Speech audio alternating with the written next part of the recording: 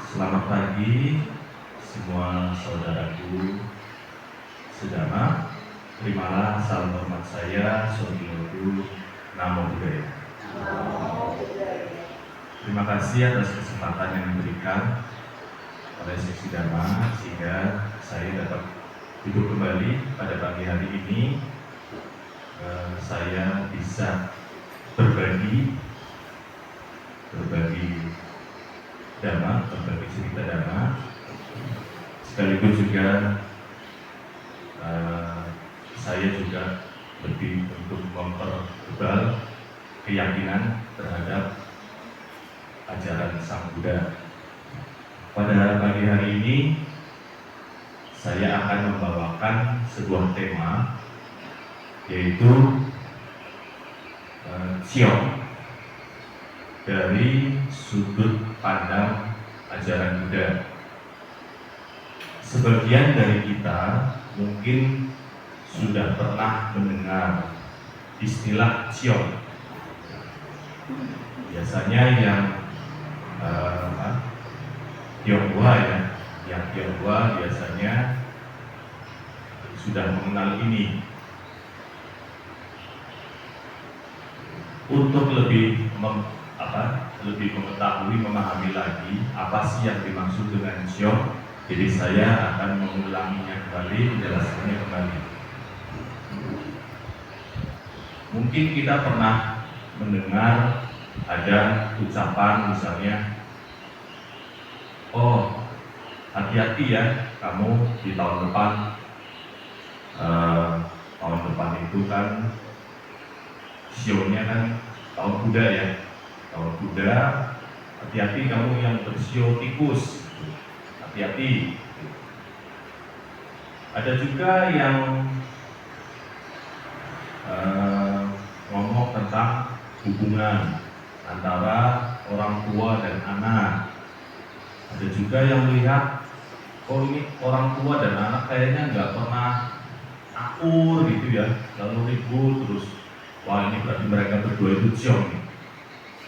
Ya, jadi apa sih arti dari istilah Ciong itu sendiri?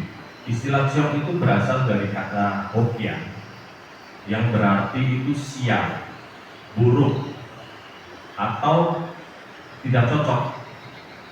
Nah, jadi itu menggambarkan sebuah kondisi atau hubungan. Terus kemudian apa hubungannya dengan ajaran agama Buddha? Kita kan sebagai umat Buddha,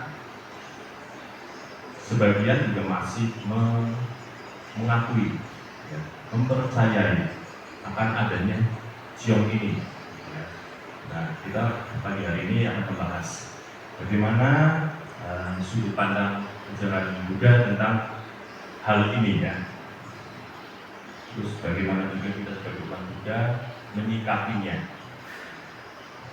Kita bahas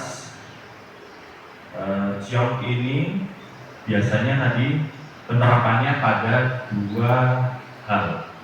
Yang pertama, Ciong terhadap seseorang, terhadap individual. Ya. Ciong yang seperti apa? Biasanya itu Ciong yang terjadi karena ada benturan nasib atau benturan energi terhadap sebuah tahun yang berjalan. Jadi tadi yang seperti di awal disebutkan, kalau tahun ini kan tahun 2025 itu kalau kita lihat di kalender, tahunnya adalah tahun ular. Maka yang Ciong pada tahun ini, ada yang tahu nggak? Sio apa? Ya betul. Jadi tahun ini yang Ciong itu Sio babi. Nah tahun depan 2026 itu tahunnya adalah tahun kuda. Lalu Sio apa yang akan Ciong? Ya tikus ya. Jadi tahun depan itu sionya tikus nanti yang akan dianggap xiong ya. Kenapa? Ini kita berbicara lebih mengenal lagi mengenai xiongnya dulu ya. Kenapa sih sampai ada sampai ada pembahasan seperti itu? Jadi gini, kalau di tradisi Tionghoa itu kan mengenal ada 12 xiong ya. 12 binatang yang menggambarkan istilahnya kayak kalau orang barat nyebutnya zodiak ya, ini kan ini zodiak ala China ya. Jadi Chinese kita menyebutnya seperti xiong, di mana kita 12 itu anggaplah kita sebuah kayak jam yang bundar itu masing-masing ada itu tadi xiongnya. Jadi yang posisinya berseberangan. Jadi contoh kalau misalnya kita melihat jam 3, maka seberangnya itu kan 9 ya. Nah, jadi seperti itu. Jadi posisinya misalnya si kuda tadi di 3, maka xiong tikus itu dia berada di posisi 9, berseberangan. Itulah mengapa istilah xiong itu muncul. Jadi xiong itu dari situ, karena xiongnya itu berseberangan. Itu yang pertama sebabnya. Yang kedua, dari unsur. Chinese juga punya penjelasan mengenai 5 unsur di dunia ini. Ya. Jadi ada unsur apa? Yang pertama, ayu. Kemudian tanah. Kemudian air. Kemudian api. Kemudian logam. Nah, 5 unsur ini ada yang saling mendukung, ada yang saling melemahkan. Kebetulan xiong kuda itu unsur dasarnya adalah api, sedangkan xiong tikus adalah unsur dasarnya adalah air.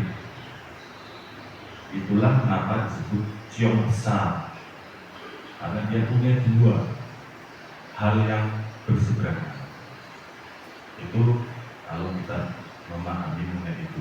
Jadi biasanya nanti orang akan berpikir, waduh silakan ini, aku yang punya xiong tikus, waduh kalau depan aku gimana nih, harus siap-siap ini kan, seperti itu kan ya. Kalau misalnya kita mempercayai hal seperti itu.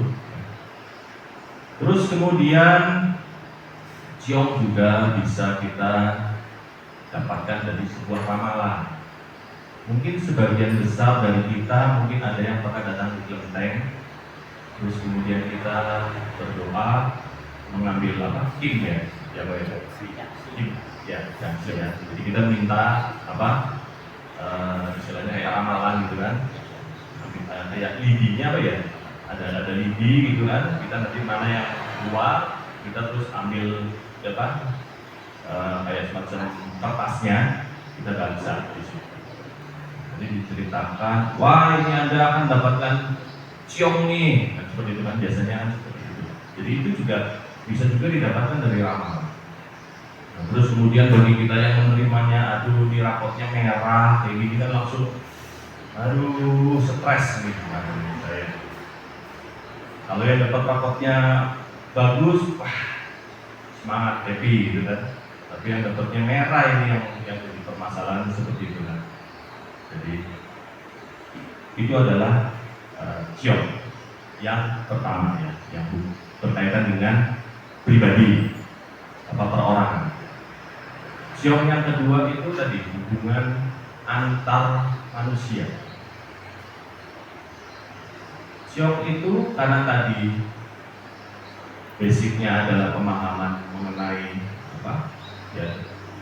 feng shui ya, feng shui, terus kemudian hubungan Xiong dan sebagainya, maka hubungan 2 orang pun kadang diterjemahkannya juga menggunakan seperti itu.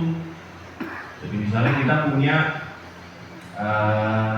teman misalnya rekan bisnis, kadang kita hitung dulu nih, cocok apa enggak nih buat kerjasama. Biasanya kita lihat dulu xiongnya apa ya, xiong kamu apa, xiong saya misalnya ular, kamu apa, babi. Waduh, ini kalau kita kerjasama pasti kita bentrok terus nih, nggak bakal bisa jalan ya.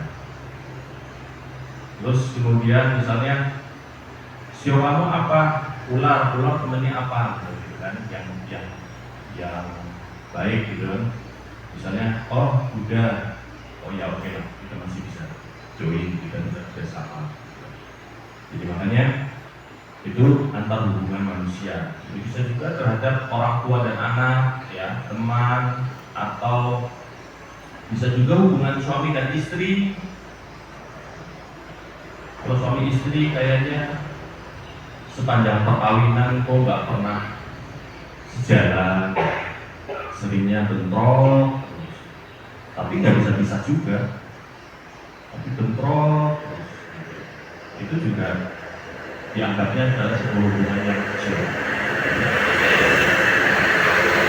Tapi kemudian apa kaitannya dengan Buddhisme?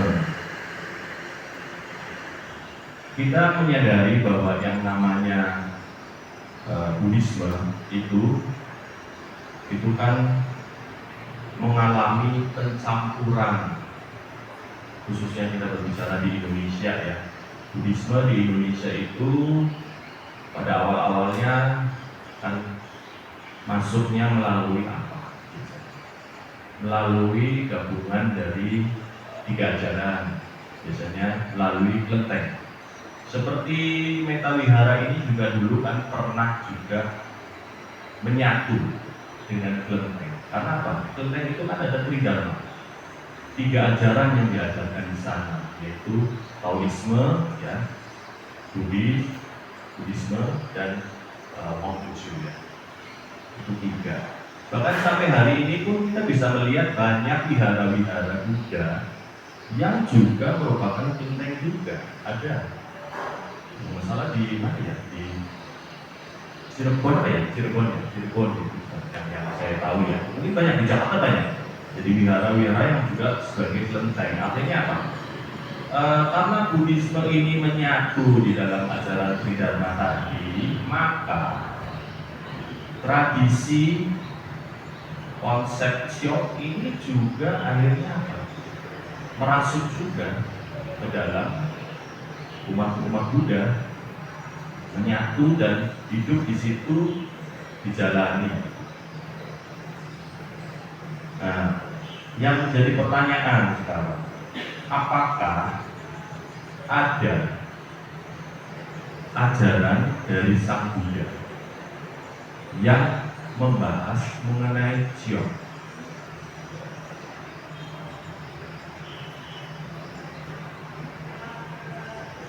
Coba, ada yang bisa menjawab?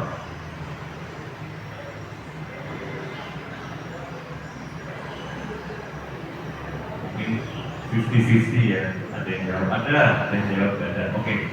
Jadi saya jelaskan di sini. Jadi kalau misalnya ada pertanyaan seperti itu,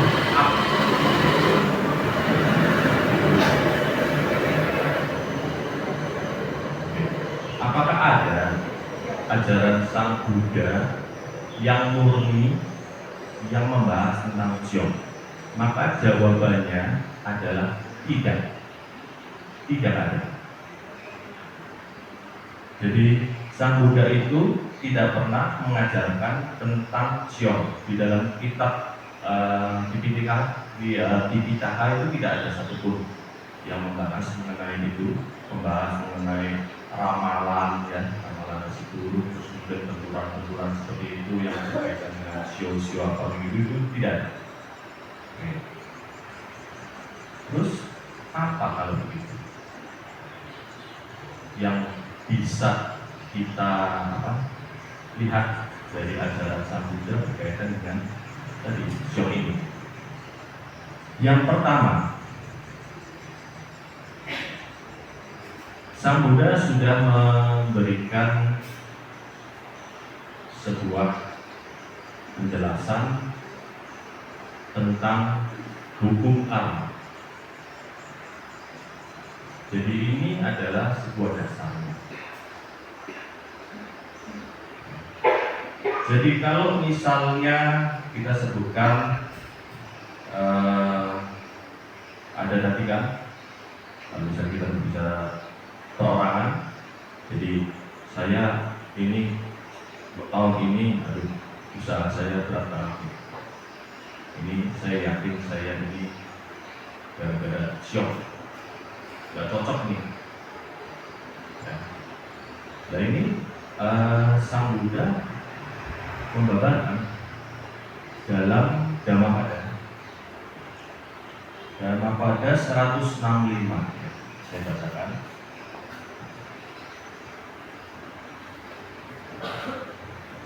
Oleh diri sendiri keburukan dilakukan. Oleh diri sendiri pula seseorang menjadi kotor. Oleh diri sendiri keburukan tidak dilakukan. Oleh diri sendiri pula seseorang menjadi suci. Suci atau tidak suci adalah perihal pribadi. Tidak ada sosok lain yang dapat menyucikan lainnya.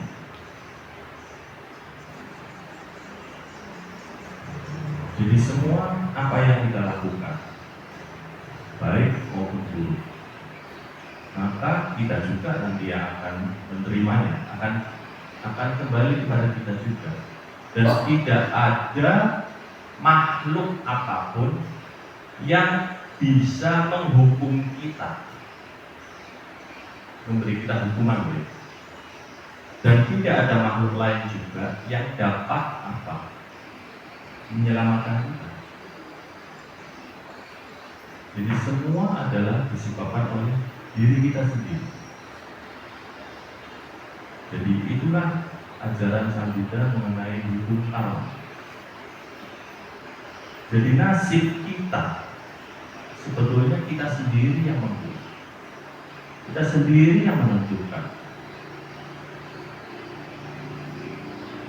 Jadi kalau misalnya kita misalnya saat sekarang ada kesialan yang kita hadapi, berarti itu adalah buah dari perbuatan buruk kita di masa lalu. Masa lalu itu bisa kemarin, bulan lalu, tahun lalu, atau bisa di kehidupan masa lalu. Karena kita percaya bahwa kita itu hidup atau lahir itu tidak hanya satu kali, tapi sudah beratus-ratus kali. Sang Buddha sendiri pernah diceritakan dalam kisah Jataka. Beliau menceritakan 550 kehidupan sebelumnya. Artinya apa? Bahwa manusia itu yang sekarang ini, kita semua sebelum ini itu tidak pernah dilahirkan sebelumnya. Entah itu sebagai manusia juga, entah itu di alam-alam yang lain. Nah itu semua kita telah melakukan perbuatan baik dan buruk. Kalau misalnya kita menerima sebuah kesialan pada hari ini, maka yaitu kita harus menerima sebagai buah dari perbuatan kita sendiri. Dan apabila kita ingin, wah tahun depan saya harus bagus ini, atau bulan depan saya harus baik, ya sudah, ayolah kita mulai dari sekarang juga melakukan kebajikan. Kita harus melakukan perbuatan-perbuatan yang baik. Kita stop semua perbuatan buruk kita. Ya, itu adalah berkaitan dengan yang pribadi. Jadi kalau misalnya kita masih ingin lebih baik lagi, Sang Buddha memberikan jalan apa? Sebagai kita umat awam, ya jalankanlah Pancasila Buddhis, hiduplah sesuai dengan 8 jalan jalan utama ya. Jadi kehidupan kita itu harus selaras dengan itu, maka dapat dipastikan kehidupan kita akan lebih baik lagi ke depan. Terus kemudian kita membicarakan tentang konsep atau kejadian yang kedua, di mana hubungan antar manusia yang ciong, yang dianggap ciong. Ya. Kadang kan kita bisa melihat sebuah hubungan yang kayaknya bentrok sejak lahir, bentrok sejak ketemu, kan aneh ya. Maksudnya nggak pernah punya masa lalu. Artinya kita sekarang kan misalnya sama anak, kan kita nggak tahu maksudnya hubungan apa sih gitu. Oh, saya dan anak misalnya, nggak pernah cocok gitu sama anak saya. Apa masalahnya gitu? Kan saya nggak punya masalah apa dengan dia, nggak cocoknya itu dari sejak lahir misalnya. Atau mungkin kita dengan teman baru ketemu, tapi kok rasanya kok nggak senang ya? Lihat dia, kayaknya bete aja bawaan. Besok lagi ketemu dia lagi bete lagi, kayaknya nggak rasanya nggak nyaman gitu ya. Itu kan sebuah perasaan yang aneh gitu. Mungkin kita semua pernah mengalami hal seperti itu. Ya. Dari sudut pandang ajaran Buddha itu menjelaskan bahwa pertemuan antar manusia, ya, itu bukanlah sebuah kebetulan. Jadi kita semua ini bisa bertemu. Jadi misalnya saya bisa pergi sleeping gitu ya, saya Romo ketemu dengan Kamani gitu kan, itu sebetulnya bukan sebuah kebetulan. Ya, Sang Buddha mengajarkan seperti itu, melainkan hasil dari karma masa lampau. Karena tadi kan disebutkan sebelumnya bahwa kehidupan kita kan bukan cuma satu kali, tapi sudah pernah kita mempunyai kehidupan masa lalu. Jadi hubungan antar manusia itu, ya, itu pernah ketemu sebelumnya. Hubungannya apa? Hubungan itu karmanya bisa baik, bisa juga buruk.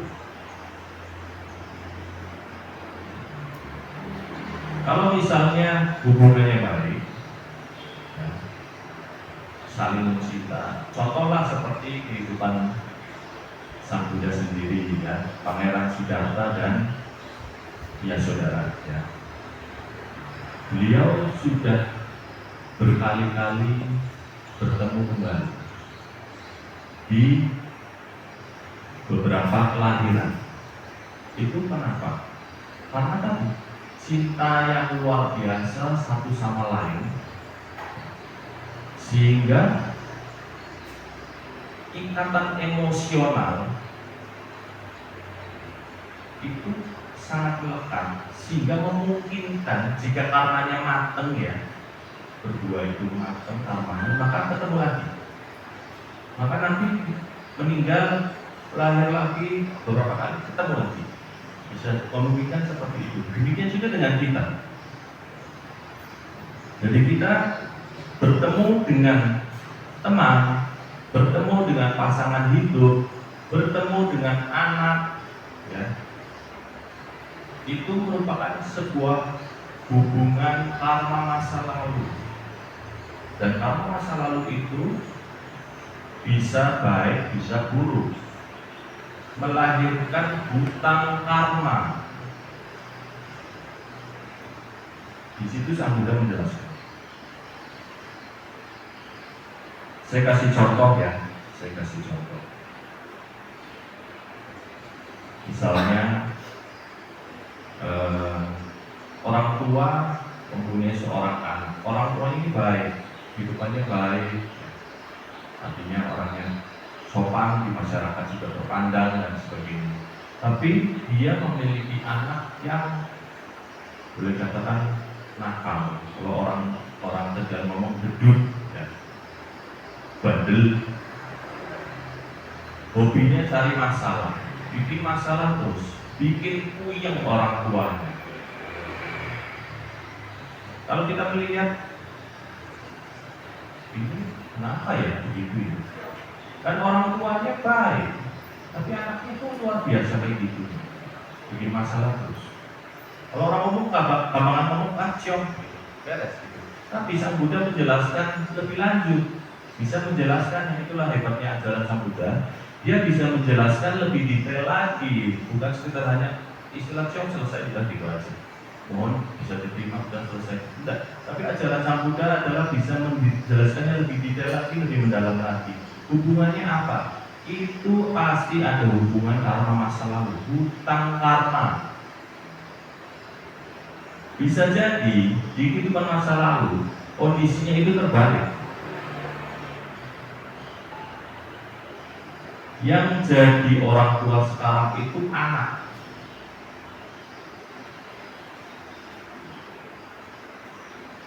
Yang debut ya. Dan yang anak yang sekarang yang debut dulunya orang tua. Orang tua yang dimana? Yang gemer banget sama anaknya, yang sewot banget dulu, sampai akhirnya dendam banget sama anaknya. Itu begitu dia meninggal, emosi kedendaman itu, kebencian itu terbawa, sehingga pada suatu kondisi karma mereka berdua itu matang, bisa terlahir kembali, ketemu dalam satu keluarga.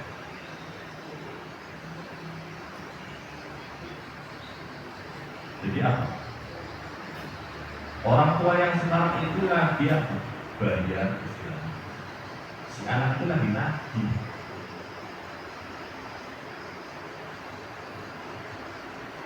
Ya. Jadi konsepnya adalah bisa seperti itu. Atau bisa juga ya misalnya kadang ada yang namanya ibu sama menantu perempuannya, kenapa sih gak pernah bisa cocok?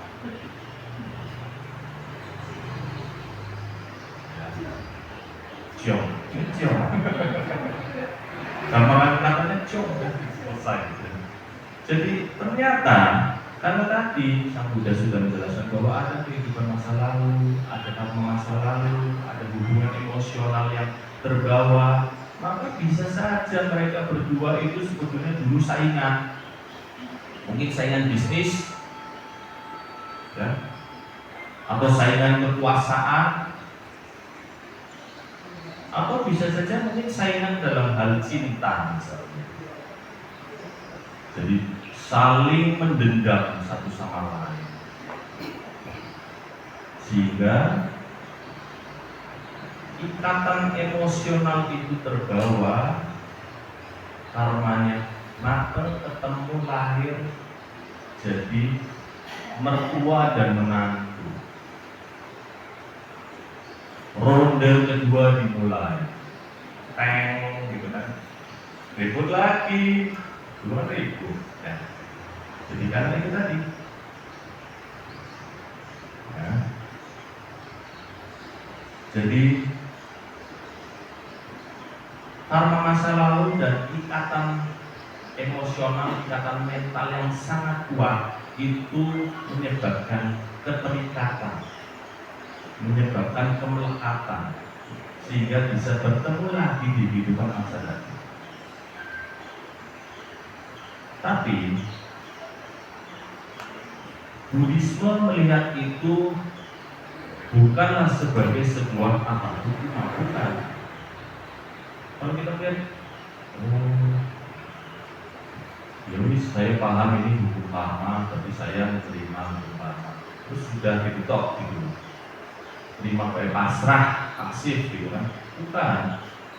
Ajaran Sang Buddha itu sebetulnya kadang-kadang kita melihatnya hanya, ya udah kamu terima aja, itu kan karmamu, selesai, pasif gitu loh.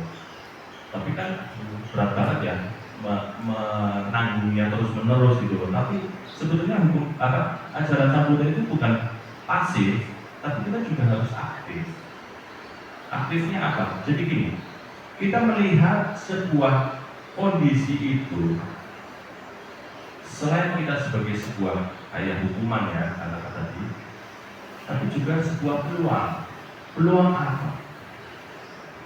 Peluang untuk bisa menghentikannya, mengakhirinya pada kehidupan sekarang ini. Kenapa? Karena kan nanti kita sudah tahu bahwa itu kejadian itu bisa berulang. Dan kalau kita tetap menjalani itu terus, ya misalnya dulu saling membenci, sekarang lahir lagi ketemu bareng saling membenci lagi, maka di kehidupan masa depan kita bakal ketemu lagi saling membenci lagi. Demikian seterusnya.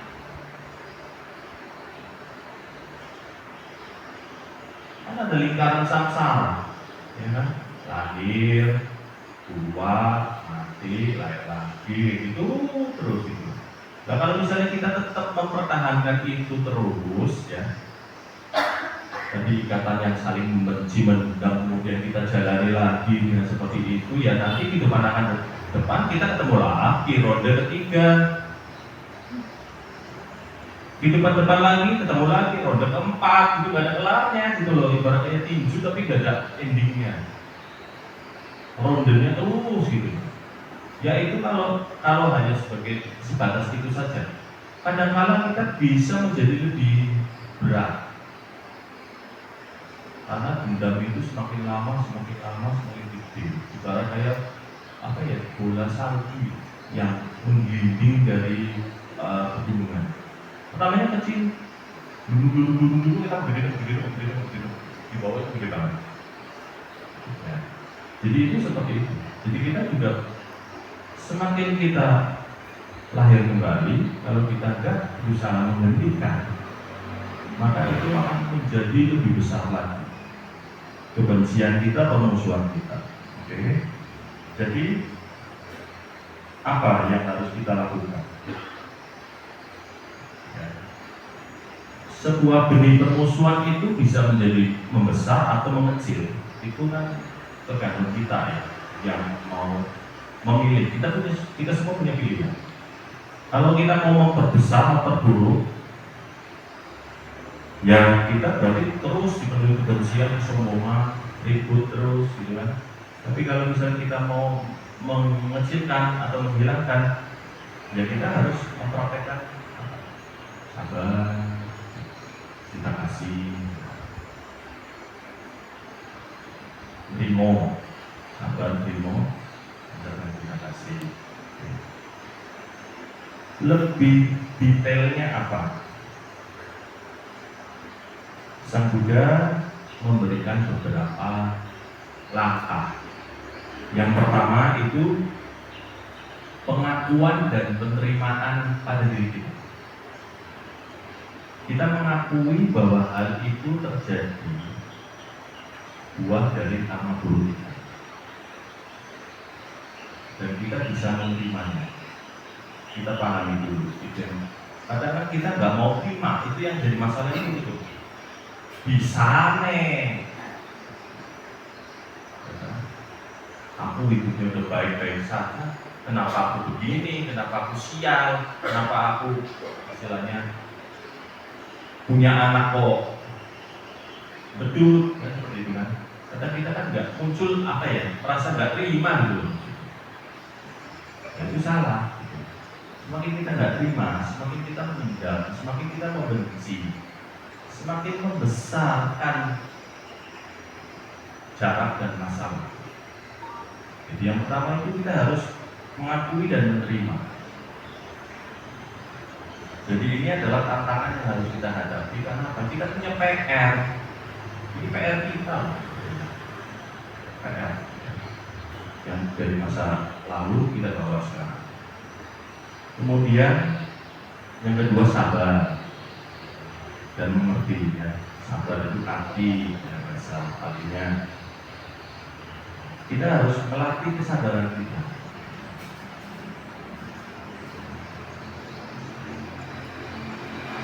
Hadapi kondisi ini dengan kesabaran. Jangan sampai membesarkan masalah.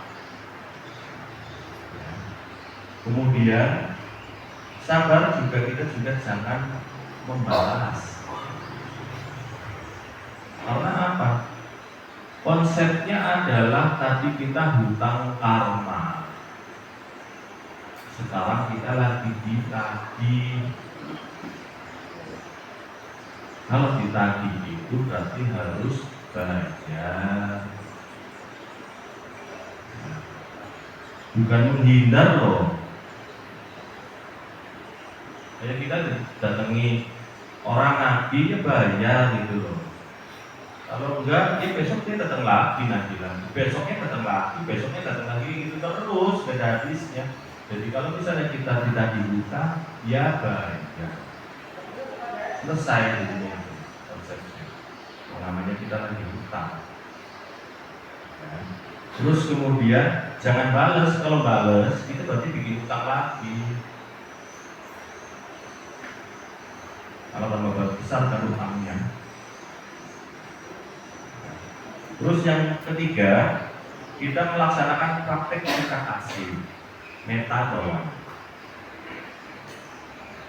Ini senjata yang paling ampuh sebetulnya. Jadi kita pancarkan cinta kasih ya, kepada orang tersebut. Misalnya kita lagi istilahnya tadi ciongnya sama siapa, misalnya saya ciong sama anak misalnya, ya kita pancarkan cinta kasih kita kepada sang anak. Ya. Kita lakukan meditasi, terus kemudian kita ucapkan dalam hati, semoga engkau berbahagia, semoga engkau terbebas dari penderitaan. Pancarkan cinta kasih kita. Kita selalu seperti itu. Kita doakan, kalau misalnya kita ngomong istilah umumnya kita doakan. Kita bermeditasi, kita ucapkan dalam hati, kita doakan anak kita. Semoga anakku berbahagia, semoga anakku terbebas dari penderitaan terus menerus secara rutin.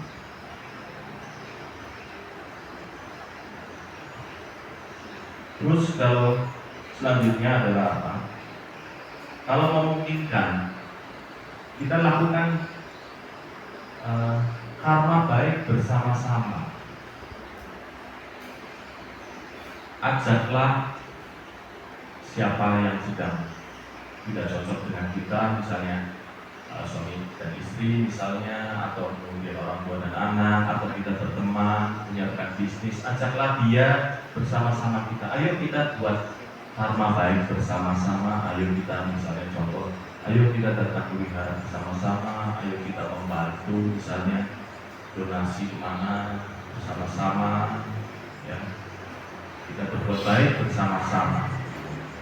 Jadi kita ciptakan ikatan yang baik satu sama lain. Sehingga dengan kita menciptakan karma baik bersama-sama, kita bisa menanam benih kebahagiaan untuk bersama-sama juga. Dan yang ketiga adalah, yang kelima terakhir adalah kita berdoa juga kepada para dewa, ya. Karena kita percaya bahwa para dewa bisa membantu, tapi ya sesuai dengan karma baik kita juga. Makanya jangan lupa berbuat baik selalu, agar apa? Bisa membantu hubungan yang tidak baik tadi menjadi perlahan-lahan menjadi lebih baik. Karena kita ingin mengakhiri, kita ingin melunasi kita. Kita ingin berakhir konflik yang atau dendam yang sudah terjadi sebelumnya, kita akhiri saja bersama-sama di kehidupan sekarang ini. Kalau kita nggak berakhir, maka lingkaran samsara kita itu terus. Nah, kalau lingkaran samsaranya terus, kapan nyampe? Nibbana. Katanya tujuannya pengennya nibbana. Tapi kalau masih mubeng terus kayak gitu terus ya nggak nyampe gitu loh, nggak kelar sih. Ya, jadi kita satu persatu hutang karma kita itu kita lunasi, kita selesaikan gitu loh. Dengan kita tidak punya hutang karma lagi, maka kemungkinan untuk lingkaran samsara kita itu menjadi lebih sedikit nantinya ke depannya, sehingga memungkinkan untuk kita sampai ke nibbana juga lebih cepat juga. Seperti itu. Ya. Jadi kita semua sudah mengetahui ya, jadi istilah syok itu seperti apa tadi, hubungan yang tidak baik, hubungan yang buruk, tidak cocok satu sama lain, atau juga kesialan, ya, nasib yang buruk, nasib yang sial yang kita terima, itu semua bisa dijelaskan oleh Sang Buddha melalui ajaran Dhamma. Oleh karena itu, setelah kita mengetahui semua itu, kita sudah mengetahui bagaimana cara mengatasinya. Jadi apabila hal itu terjadi pada diri kita, ya, pada keluarga kita sendiri, pada pertemanan kita, maka kita sudah punya solusinya. Semoga apa yang sudah saya sampaikan pada pagi ini dapat bermanfaat bagi kita semua. Jadi kita lebih meningkatkan lagi pengetahuan kita terhadap Dhamma, dan kita dapat juga terus mempraktekannya dalam kehidupan kita, sehingga kehidupan kita menjadi lebih baik lagi, dan lebih baik lagi di masa yang akan datang.